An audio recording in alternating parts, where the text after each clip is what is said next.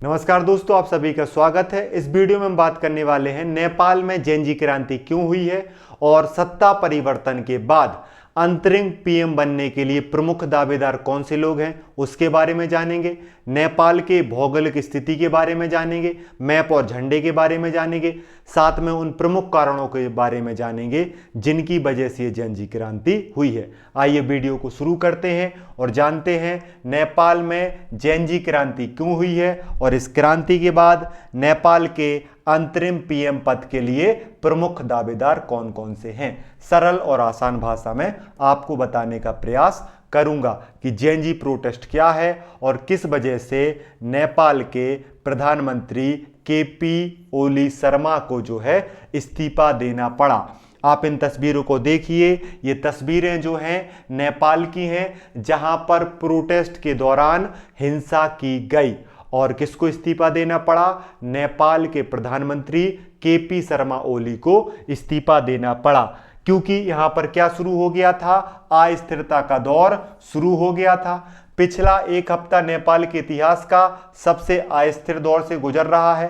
प्रधानमंत्री केपी शर्मा ओली का इस्तीफा, संसद में आगजनी, प्रधानमंत्री कार्यालय में आगजनी, राष्ट्रपति और पूर्व प्रधानमंत्रियों के घर पर हमले किए गए, काठमांडू एयरपोर्ट को बंद किया गया और इस हिंसा में 30 से अधिक लोगों के मारे जाने की खबर है। और इसी को मीडिया ने जो नाम दिया है वो नाम दिया है नेपाल का जेनजी प्रोटेस्ट या नेपाल की जेनजी क्रांति। जेनजी कौन होते हैं? जेनजी वो लोग होते हैं जिनकी उम्र जो है 28 वर्ष और 13 वर्ष के बीच में हो।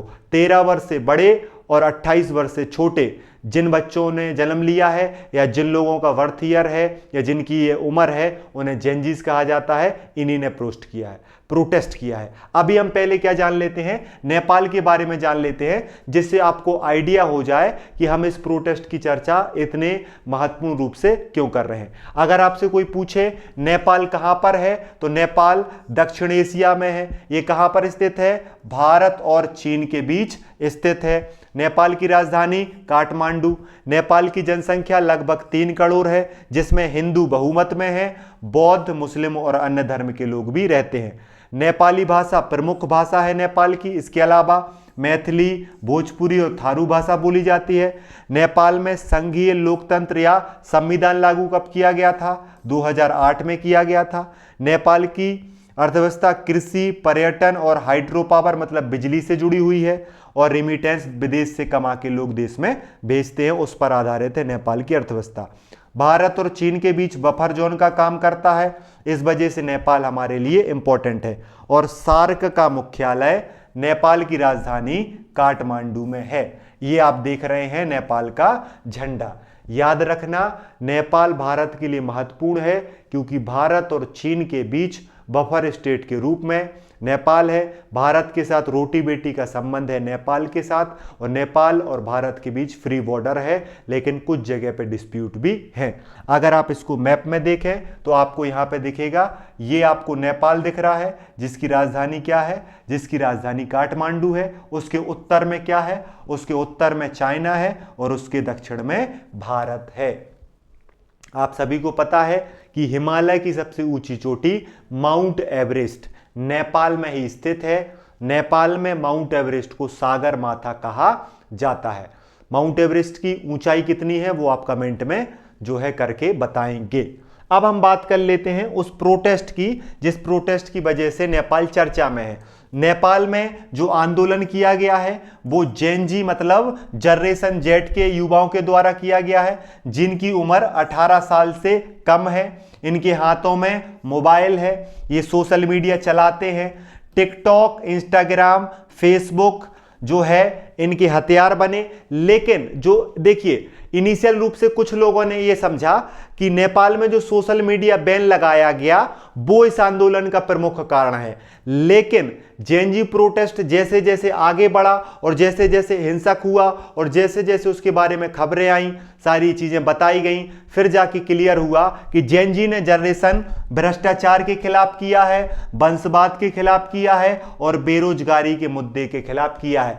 मतलब सरकार की नाकामियां जो हैं, सरकार का भ्रष्टाचार जो है उसके खिलाफ थी ये जेड जी जेन जी जनरेशन, जिसे जनरेशन जेड भी कहा जाता है। और इसने अगर बात करें इसने किस तरीके से प्रोटेस्ट किया, प्रोटेस्ट की शुरुआत सोशल मीडिया जैसे बैन हुई, उसके बाद जेन जी जनरेशन ने क्या किया, इस बैन के विरोध में जो है सड़कों पर उतरने का प्रयास किया, अपनी नाराजगी दिखाई और संसद भवन तक ये पहुंच गए। फिर वहां पे हिंसा का रूप ले लिया इस आंदोलन ने और यह आंदोलन हिंसक हो गया। फिर नेताओं को पीटा गया, मंत्रियों को पीटा गया और प्रधानमंत्री को इस्तीफा देना पड़ा।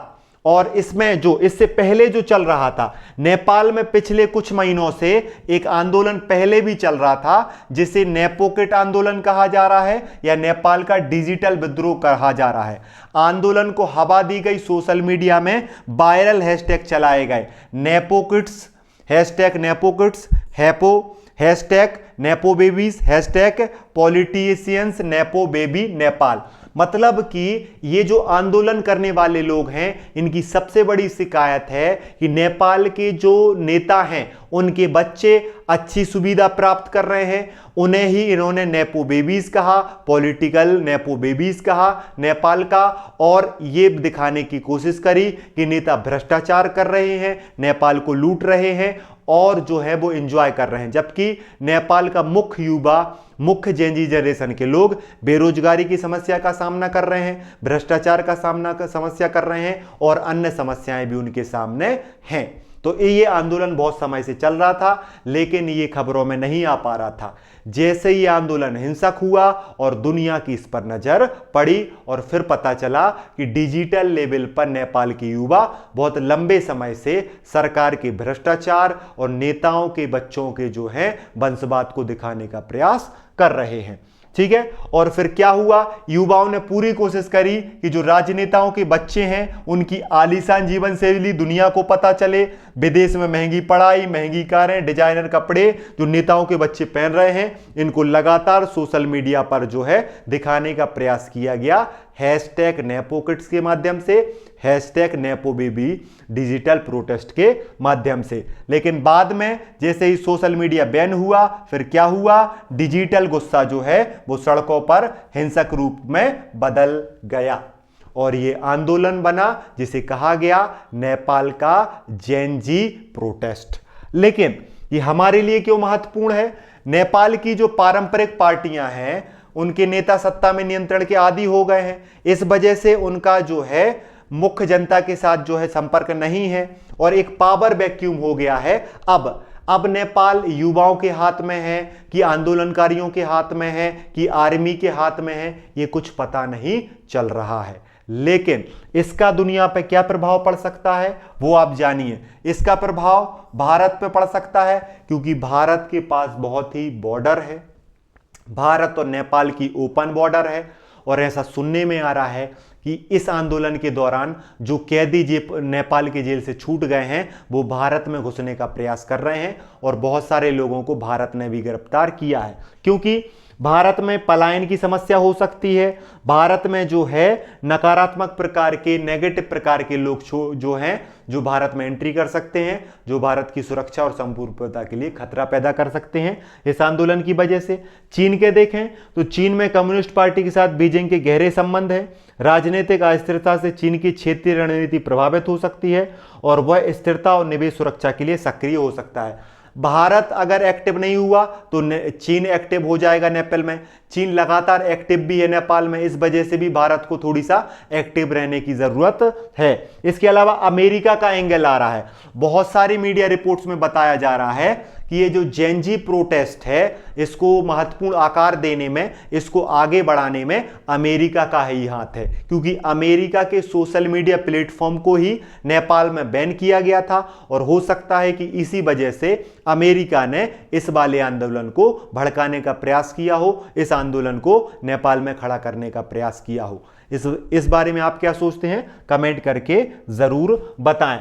लेकिन देखिए इस वाले आंदोलन से नेपाल की अर्थव्यवस्था पर प्रभाव पड़ सकता है है ना, वहां पे हिंसा होने की वजह से उसके पर्यटन पर प्रभाव पड़ सकता है। और बहुत सारे जो प्रवासी लोग हैं वो भी गुस्से में हैं, क्योंकि वो अपने देश की इस स्थिति को दूर से नहीं देख सकते। उनके परिवार के लोग असुरक्षित हैं और उनसे जुड़े अन्य लोग भी समस्या में हैं। इस वजह से जो बाहर नेपाली रहते हैं वो भी इस आंदोलन पर नजर बनाए हैं, ये ज्यादा हिंसक ना हो, इसलिए रुक जाएं। इसके लिए जरूरी है कि वहां पर जो पावर वैक्यूम है उसको दूर किया जाए और जो है अंतरिम सरकार का या अंतरिम पीएम की नियुक्ति की जाए। और उसके लिए कौन कौन रेस में चल रहे हैं अगर हम देखें तो उसके लिए रेस में जो है वो चल रहे हैं, अगर देखा जाए तो 3 लोग महत्वपूर्ण रूप से इस रेस में चल रहे हैं। सबसे पहले बालेंद्र साय का नाम आया था, लेकिन इन्होंने अपने आप को इस रेस से बाहर कर लिया है। सुशीला कार्की,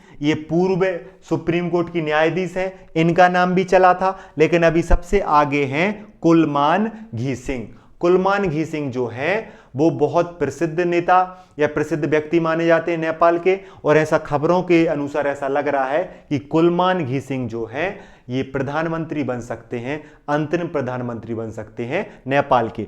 अगर इन तीनों नेताओं के हम बैकग्राउंड को समझने की कोशिश करें तो कुलमान घी सिंह जो हैं ये नेपाल के विद्युत प्राधिकरण के प्रमुख हैं। इन्हें बिजली मैन भी कहा जाता है। इन्होंने बिजली संकट हल करने के लिए महत्वपूर्ण भूमिका निभाई है। इस वजह से ये नेपाल में बहुत प्रसिद्ध हैं। नाम है कुलमान घी सिंह और इनके लिए जेएनजी का जो है वो पूर्ण समर्थन है और लगभग इनका नाम तय माना जा रहा है। लेकिन इनके अलावा नेपाल की पूर्व मुख्य न्यायाधीश सुशीला कार्की जो इनका नाम भी चल रहा था, लेकिन कुछ मीडिया रिपोर्ट्स में जो है ऐसा आ रहा है कि इन्होंने अपना नाम वापस ले लिया है। लेकिन सबसे पहले नाम चला था बालेंद्र साय का, जो मेयर बालेन भी कहलाते हैं, एक अच्छे रैपर हैं और काठमांडू के मेयर हैं। तो इनका नाम सबसे पहले चला था। आप तस्वीरों में देख सकते हैं ये जो है सबसे आगे हैं नेपाल के अंतरिम पीएम बनने की रेस में। दूसरे नंबर पे हैं, ये नाम है सुशीला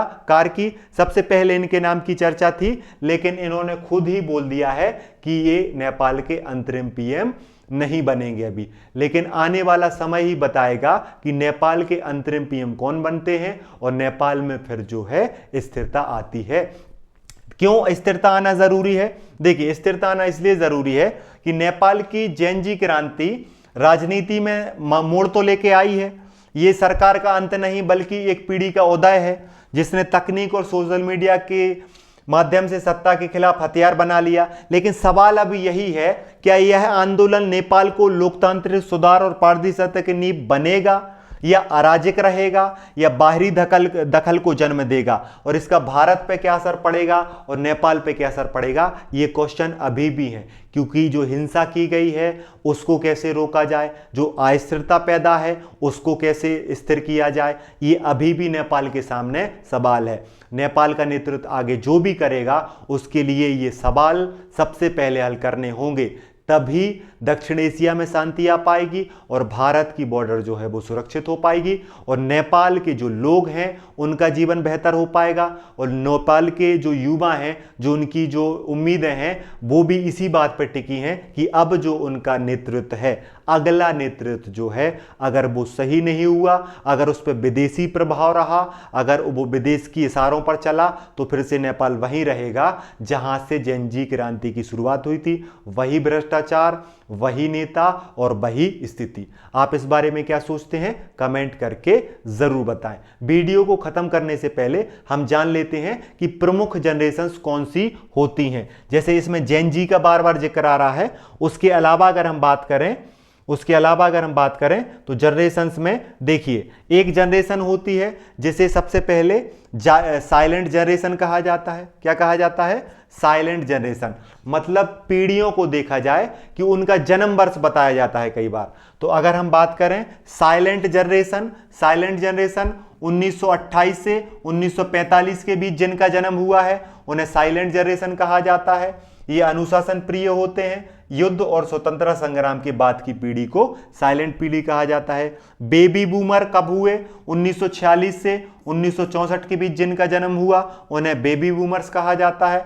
आबादी में तेजी से वृद्धि की, पारंपरिक मूल और मेहनतकश लोग होते हैं।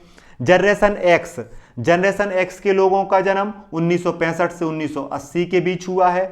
इनके समय में टेलीविजन की शुरुआत हुई, कंप्यूटर और स्थिर नौकरी वाली पीढ़ी है। मिलेनियम जनरेशन वाई कहा जाता है या मिलेनियम्स कहा जाता है। इनका जन्म 1981 से 1996 के बीच हुआ है। इंटरनेट, मोबाइल और ग्लोबलाइजेशन के दौर में पैदा हुए हैं जनरेशन वाई। ये है जनरेशन जेड, जिन्हें जेन जी कहा जाता है। जनरेशन जेड या जेन जी जो है, इनका जन्म 1997 से 2012 के बीच हुआ है। वर्तमान में इनकी उम्र 28 से कम और 13 से ज्यादा है। ये सोशल मीडिया से जुड़ी पीढ़ी है, स्मार्टफोन से जुड़ी पीढ़ी है, मल्टीटास्किंग करती है, स्वतंत्र सोच वाली पीढ़ी है जनरेशन जेड। जनरेशन अल्फा 2013 से 2025 के बीच जिनका जन्म हुआ, जनरेशन अल्फा कहा जाता है। ये पूर्ण डिजिटल युग वाली पीढ़ी है। एआई, टैबलेट, ऑनलाइन शिक्षा सब इस पीढ़ी से जुड़ता है, जनरेशन अल्फा। और अब जनरेशन बीटा की शुरुआत हो गई है। 2025 से 2039 तक जो पैदा होंगे वो जनरेशन बीटा वाले लोग कहलाएंगे। आप बताइए कि आप किस पीढ़ी के हैं, आप किस जनरेशन के हैं। साइलेंट जनरेशन 1928-1945, बेबी बूमर 1946 से 1964, 1965 से 1980 तक जनरेशन एक्स, 1981 से 1996 तक जनरेशन वाई, 1997 से 2012 जनरेशन जेड, 2013 से 2025 जनरेशन अल्फा और 2025 से 2039 जनरेशन बीटा। याद रखना, आपका जन्म वर्ष किस वाली जनरेशन में आता है, कमेंट करके हमें जरूर बताएं। इस वीडियो को यहां तक देखने के लिए धन्यवाद। जय हिंद, जय भारत।